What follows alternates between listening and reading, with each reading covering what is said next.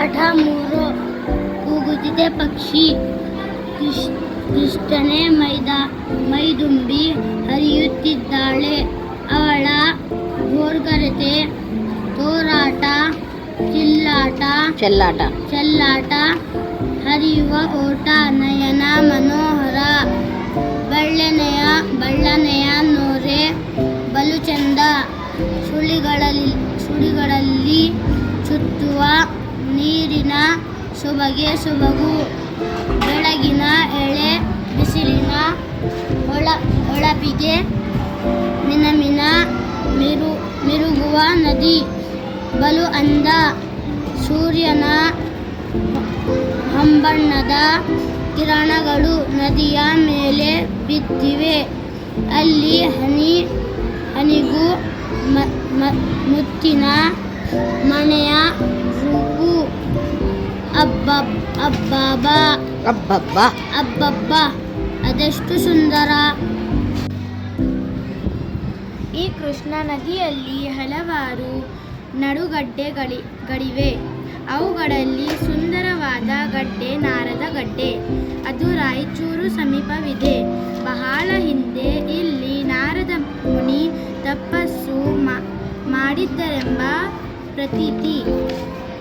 ಇಲ್ಲೊಂದು ಶಿವದೇವಾಲಯವೂ ಇದೆ. ಸದಾ ಹಚ್ಚ ಹಸುರಿನಿಂದ ಕೂಡಿ ಗಿಡ ಮರಗಳಿಂದ ಕಂಗೊಳಿಸುತ್ತಿದೆ.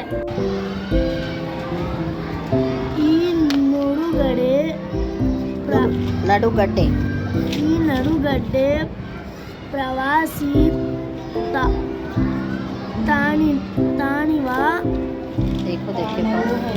ತಾಣವೂ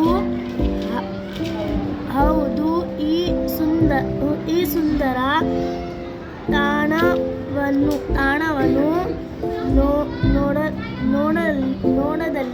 ನೋಡಲು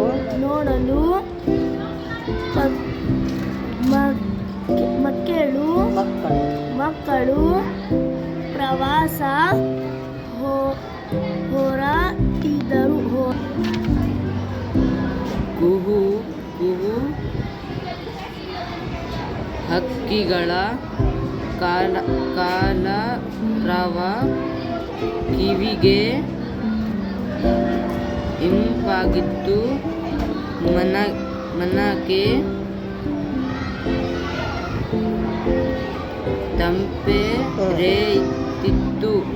ತಂಪೆರೆಯುತ್ತಿತ್ತು. ಚಿಲಿ ಪಿಲಿ ಹಕ್ಕಿಗಳ ಇಂಚರ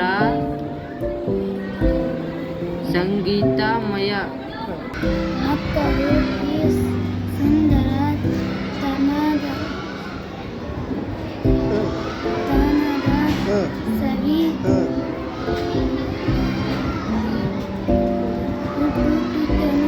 ಉಣ್ಣುತ್ತಿದ್ದರು.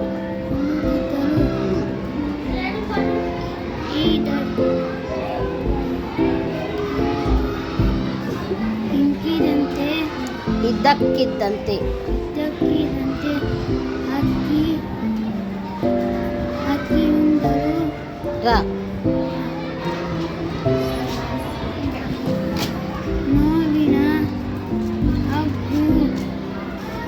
ನೋವಿನ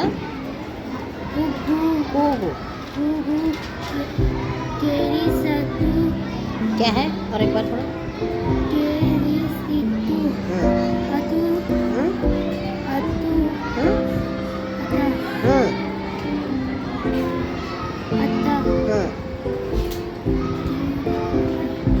ತಿಳುಗಿ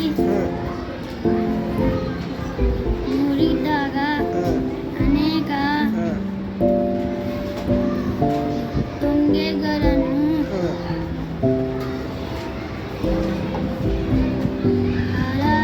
ಹಾಳಾಗಿಕೊಂಡಿರುವ ಬೆರುಮರ ಮಕ್ಕಳು ಈ ಸುಂದರ ತಾಣದ ಸವಿ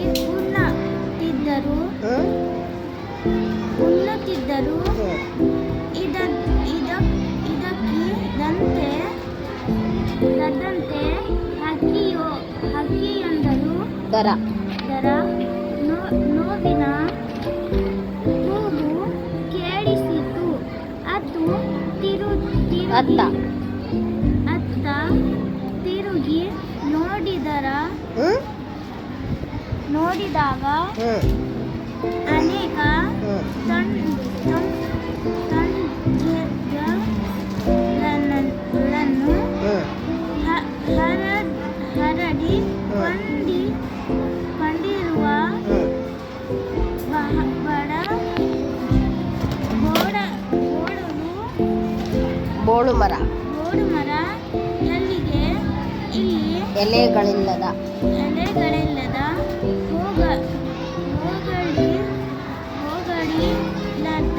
ಹೂಗಳಿಲ್ಲದ ಹಣ್ಣುಕಾಯಿಗಳಿಲ್ಲದ ವಾಣ ಒಣಗುತ್ತಿರುವ ಮರ. ಈ ಸುಂದರ ಪಕ್ಷಿಯೇ ಎಲ್ಲರೂ ಸುಂದರ ಪಕ್ಷಿಯೇ ಎಲ್ಲರೂ ಸಂತೋಷದಿಂದ ಇದ್ದಾರೆ. ನೀನೇಕೆ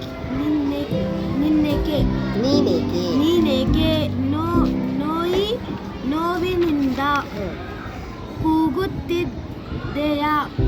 ಏನೆಂದು नहीं देखो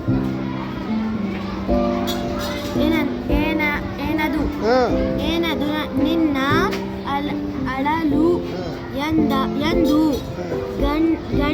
ಗಣೇಶ ಪಕ್ಷಿಯನ್ನು ಪ್ರಶ್ನಿಸಿದ್ದನು. ಹೌದೌದು, ಅದರಿಂದ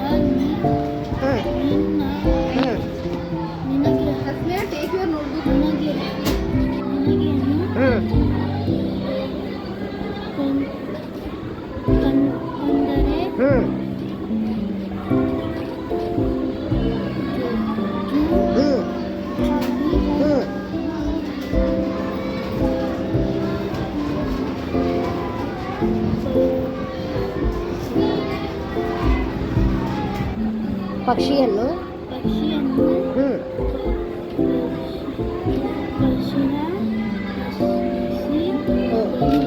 ಪ್ರಶ್ನಿಸಿದಳು.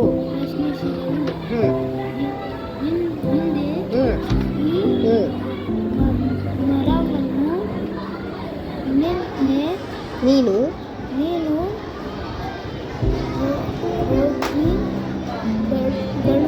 ನೋಡಿದ್ದೀಯಾ? ಆಗ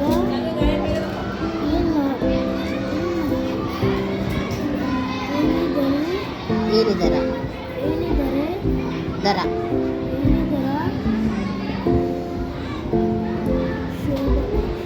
ಸೊಬಗು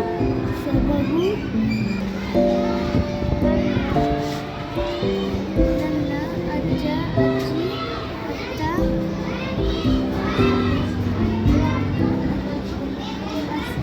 ಸೇ ಲೌಡ್ಲಿ. ಅಪ್ಪ ಅಮ್ಮ ಅಣ್ಣ ತಮ್ಮ ಅಕ್ಕ ತಂಗಿ ಎಲ್ಲರೂ ಇಲ್ಲಿಯೇ